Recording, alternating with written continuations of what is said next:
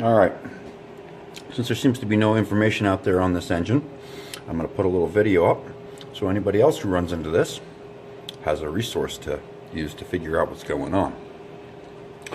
Alright, this is a 2.3 liter dual overhead cam Sierra series Ford engine. Alright, this is in a 2008 Escape. And what's going on is it's wrapping. Not a piston wrap, but a lifter wrap. Now these are solid tappets, and they are, according to Ford, non-serviceable, which is of course a lie, because everything's serviceable. Alright, so this has got a lifter wrap on it, and here, this is how you fix it.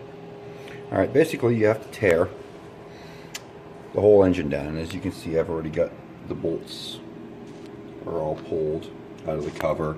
I've got the crank pulley off. I've got the idler pulley here that is where the power steering pump would have been on the older motors. You see the water pump down there. I've got the pulley removed from that, and there's a tensioner in the side of the case. Let me see if I can show you where that is.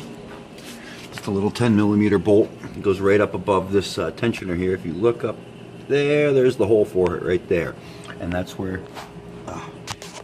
that idler right there goes. Alright, now there's multiple problems with this engine. A lot of people, if anybody knows about this engine, they're going to be going, oh my god, he pulled the crank pulley. No worries, I'll show you how to time that later. Alright, without any special tools. Alright, so the only way to service these solid tappets that are bolted under the cam and non-removable is to pull the timing cover, pin the timing tensioner, and remove the cams. Okay, so what I've done here is I pulled the cover off, which is basically you just take the harness, which is not too hard, disconnect the 4 coils, disconnect the cam position sensor, and you're going to want to disconnect this little resistor right here, ground resistor. Disconnect that and the temp sensor. They're all really easy to disconnect, and you pull the coils out. You pull all the bolts around on the cam cover off. Once that's done, that comes out. Now here's my special tool. Very expensive special tool there, a flat file to lock the 2 cams. And if you noticed, I had no locker. I did not have because the locker that goes to this requires this axle right here to be removed. You see I haven't removed that, so obviously I have no intention of using that tool to time this engine. Alright, that's the first part there. Alright, now there are maybe through Ford they might have it listed in their manual, but I've searched and searched and searched and searched, and the clearance on these things is listed nowhere. According to Ford, this is a non-serviceable item. You can't service these, you can't change the valve clearance on them. They're good for the life of the vehicle. Well, this thing has 80,000 miles on it and it's wrapping, so it's obviously not good for the life of the vehicle. So what we have to do is, I've already checked and tested my valve clearances, and here what we've got. These are the exhaust side first. See this 0.25? That's too small. Alright, these things should be between 0.30, 0.35. That's what I found to be a really good number for these. Now what happens is, over the life of the vehicle, as they're driving, the valves wear into the seats, which causes the valve stem to stick up further, and it kills the clearance. This isn't like the old ones with the rocker arms where the clearance gets bigger and you have to tighten them back down. This is exactly the opposite. These things get too tight, and as you can see over here on the intake side here, we've got a 0.18 and a 0.14. Those are really tight. And up here we have a 0.20 and a 0.20. They're a little bit tight. They should be about 0.25, which is what our exhaust over here is. So the rest of these look good, these look good, these look good, these look good. And I've already had this apart and changed a bunch of these tappets. And this was the smallest tappet that I could get in there. The smallest tappet that I had the stuff in there got me to 0.14. I was at 0 the first time I pulled this engine apart. So basically I got these things all into some kind of clearance and put the engine back together, and we had a wrap back here on the exhaust side, back on the back of the engine, one of these last two valves. It was actually, this one had excessive clearance, so I put a bigger tappet in there and brought that clearance back down to 0.30 because it was up at 0.40, and she was making some noise. She was making some valve chatter. But what we've got is we put it back together, and this valve seated further down in after I assembled it, because I had 0.30 on this when I tore it apart the first time. After putting it back together and starting the engine, this one right here is wrapping. These ones, however, are not making any noise, but due to the fact that they're so tight, I'm going to change those while I'm in there. Alright, so it's not that hard to get this far. I mean, you got to pull that little tensioner off and all the pulleys and all these bolts out of the cover here, and pull the harmonic dampener off there, and you know, take the motor mount out. As you can see, these are all the parts that I've pulled. There's the pulley, the coils, the mount, and the other part of the mount. They've all been pulled out of there, and there's 3 13mm bolts down inside on the mount there, and there's one 13mm bolt down here. You can see the hole for it right there. There's the big hole right there. That's the 13mm, and the rest of these are all little 8mm, except for one. One is a little stud with a 10mm. I actually removed that from this engine and made them all 8mm bolts, the regular bolts, because I have parts from another engine, which is the original engine for this vehicle, which had the very, very common oil pump failure. So it cooked some parts.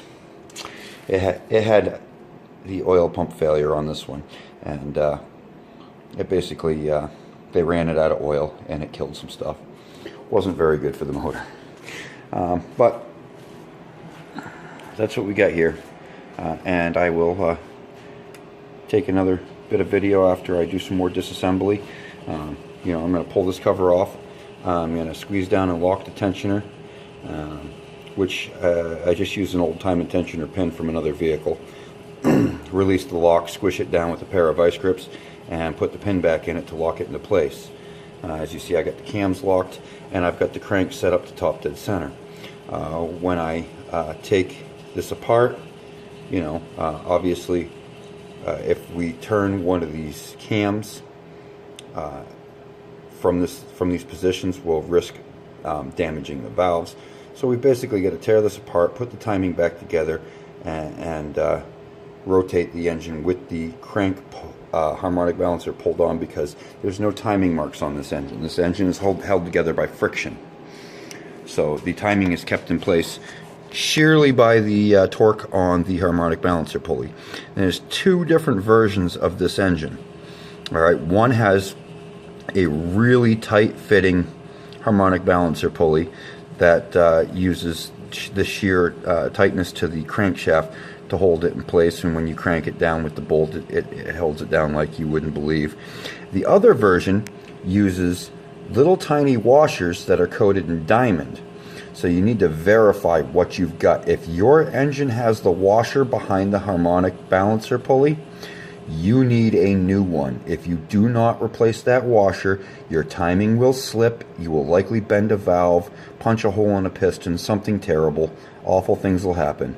So if you pull that apart and you see a little tiny washer behind there that's about, probably 10 thousandths or so, or a little thicker than that maybe, that needs to be replaced. You need to buy a new one, or your timing will slip. Not a good thing. Alright, I've pulled the cam. I pulled, this is the tappet. And if you can see inside here, I don't know if we can get enough light in there. Yeah, I'm going to have a hard time getting enough light in there. Very faintly stamped in there. It is a 50, oh, there it is right there. 502. Alright, had it for a second, there we go. 502. So what I've done You can see I have another tappet in there. I went down to a 462. Alright, and what I had was 25 before.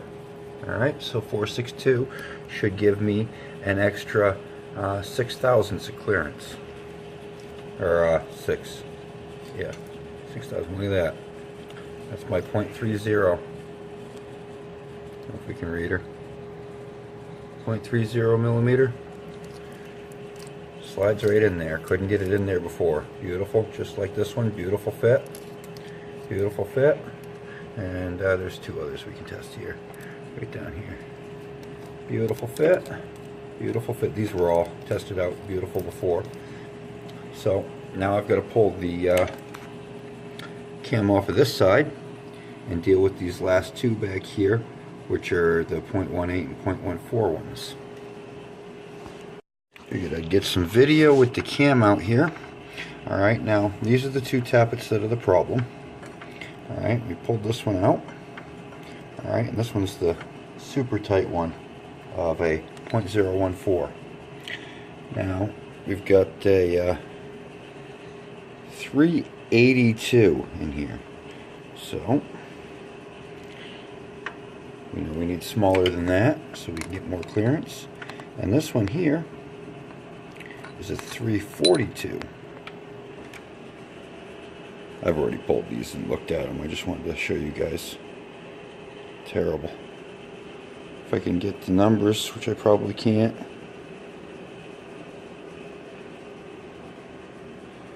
Yep, not getting them. So what we've got is this is a 342 and this is a 382. Alright. So what I've done here is I got a 322. I'm going to put that in. This is the smallest one I have. I don't have anything smaller. So that's going in the one with 18 thousandths clearance. That should get me to 20. Just barely enough. Alright, and then I'm going to take this 342 that I pulled out of here, and I'm going to put it over here in the one that had the 382 in it. And that should get me up to about, I'm guessing 18 thousandths. Right? No, 19 thousandths. Damn near 20 thousandths.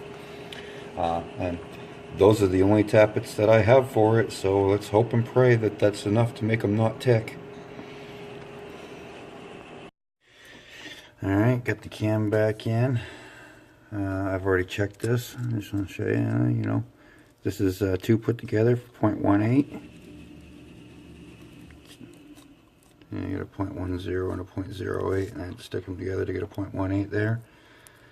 So I did get 0.20 on this one and 0.18 on this one. So this was previously, this was 0.18. So I got this to 0.20. This one was 0.14, and I got it to 0.18, and that was with the smallest tappets that I had to get these up to those numbers. So I've got 30 across the board over there now. Actually, two of them are 32, but pretty much 30 across the board over here. And I've got 20, 20, 25, 25, 25, 25, 20, and 18. That was the best I was able to get out of this. So hopefully it's enough.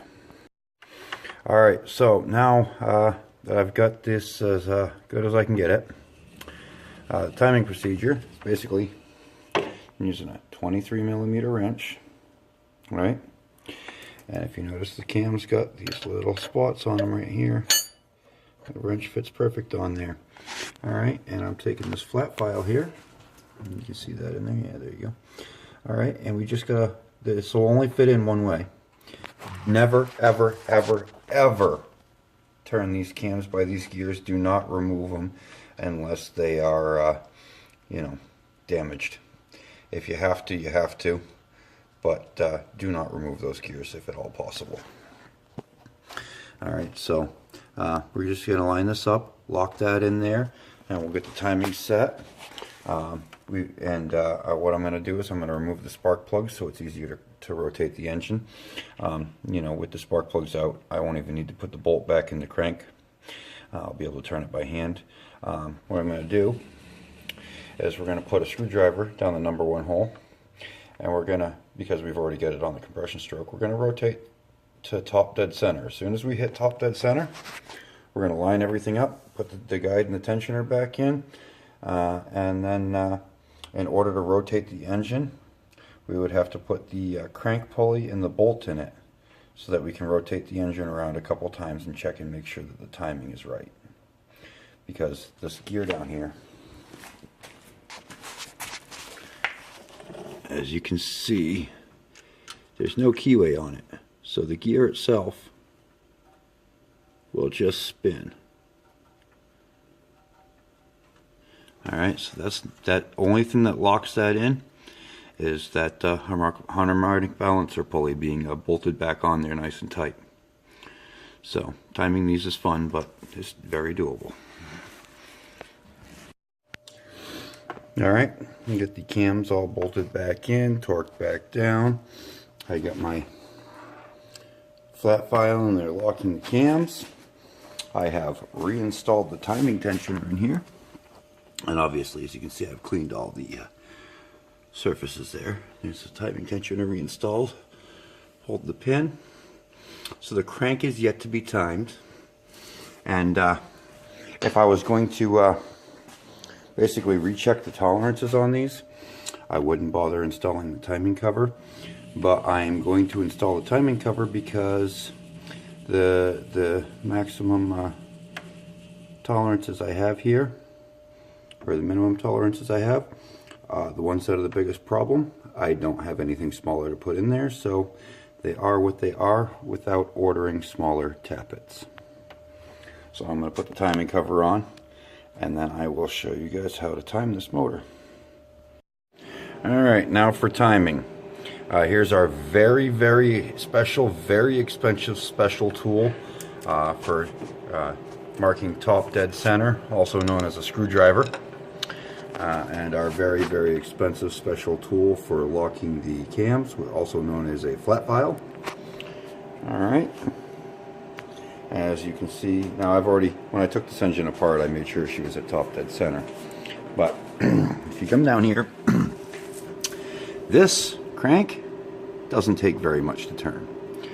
All I've basically got to do is slip the pulley on it just a little bit, and I'll be able to turn this crank. And what I'm going to do is I'm going to look under here. I'm going to put the pulley up to that, and I'm going to turn it. And I'm going to make sure that this is just coming up to very top dead center. You don't want it to go all the way to top dead center and then start coming back down. Just as it just comes to the very peak, that's when you're going to stop turning the engine. Alright, now with these cams locked, they're already timed. They will not move. They are locked into place by that file back there. So I'm just going to rotate. I'm going to stick the pulley on just a little bit because it's a very, very tight fit, and I want to be able to get it back off and line it back up where it needs to be, because I need to line it up exactly square with this. If you look at the timing case here, you see there's a little teeny hole right here. Alright, now basically I just use a punch, and I don't think I have it handy, but it goes through. You see there's a hole in the pulley. That needs to be lined up directly with that little divot there.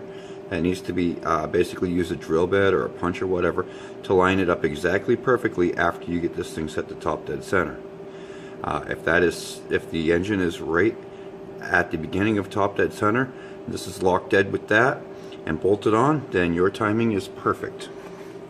Alright, that's all you need to time this engine. Alright, so what I've done is I've purposely cranked this engine back a little bit. As you can see, I've just barely got that crank pulley on there just a little bit. Now I'm going to show you. This is what we're watching. Alright.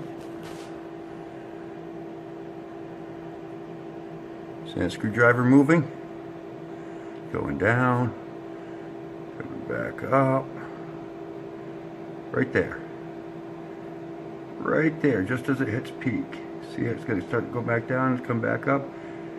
Let's go back down a little bit. Come back up. See if we can get a better shot as it comes back up to the very peak. Right there, that's our peak. That's where she's not going to move anymore. Now you see, that pin is not going to line up with that hole right there. So that's why I got to pull that crank pulley back off, line it up exactly with that mark or the little divot in the case, and press her back on. Right where she is right now, we're at very top dead center on cylinder 1. The cams are locked. So what we got to do is just reposition this so that hole lines up directly with the bolt. So I got to pull that straight off. If I turn it at all, I'll have to put it back on and get her back aligned. But we basically put that thing back on there perfectly straight, lined up with that hole with the punch through it so it lines it right up, and tap it on. I just generally use a dead blow hammer to put it on there, because it's real tight. It won't just slide in. And then we put the bolt in and lock it down, and the timing should be perfect. Alright, I got the pulley installed. I don't think there's enough light. Even with the flashlight, it's real hard to see in there. But this hole is lined up dead. Oh, you can see it. Just a little bit. Just lined up dead with that marker.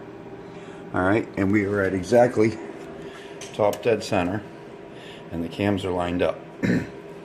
Now, how we can verify this, basically, we're going to pull this file out of here. Don't want to damage the cams.